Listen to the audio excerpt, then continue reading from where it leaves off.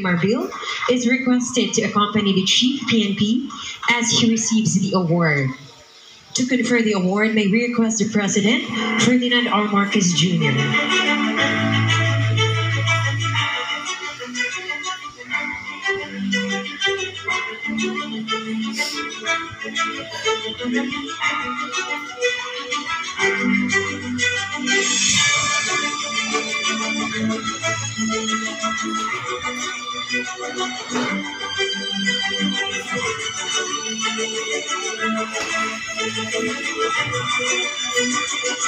Congratulations, Police General Marbil, sir.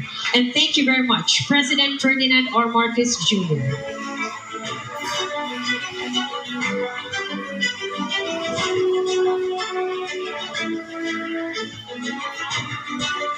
Once again, congratulations and thank you. You may now be seated.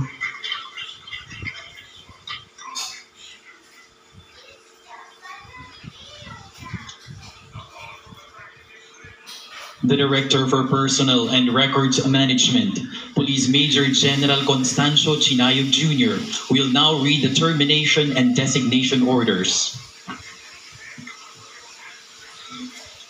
Republic of the Philippines, National Police Commission, National Headquarters, Philippine National Police, Camp Brigadier General Rafael T. Crame, Quezon City. Termination of designations. Pursuant to General Order Number NHQ-GO-TDS-2025-2797, dated June 2, 2025.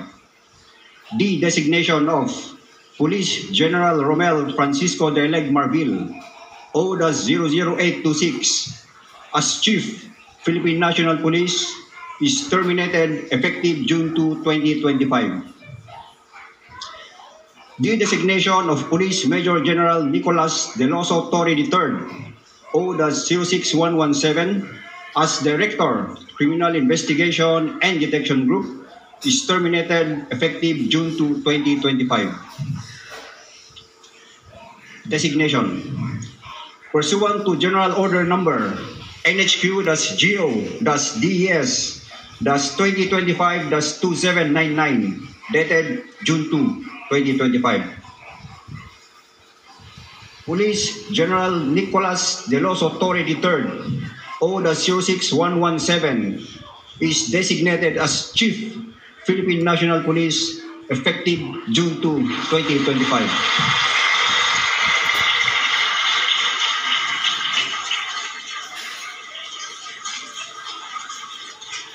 By command of President Ferdinand Romualdez Marcos Jr., Official, Juanito Victor C. Remulla, Secretary, Department of the Interior and Local Government. Signed, Constancio T. Chinayog Jr., Police Major General, D. Director for Personnel and Records Management. The outgoing Chief PNP Police General Romel Francisco Marbil will now read and sign the order for his relinquishment of command. Relinquishment of command pursuant to General Orders Number NHQ-GO-TDS 2025-2797, National Headquarters, Philippine National Police, dated June 2, 2025, I hereby relinquish my position as Chief of the Philippine National Police effective June 2, 2025, and I sign. The incoming Chief PNP Police Major General Nicolas Torre III will now read and sign the order for his assumption of command. Pursuant to General Orders Number NHQ-GO, DES 2025-2799, National Headquarters, Philippine National Police, dated June 2, 2025, I hereby assume the position as Chief, Philippine National Police, effective June 2, 2025, and I sign.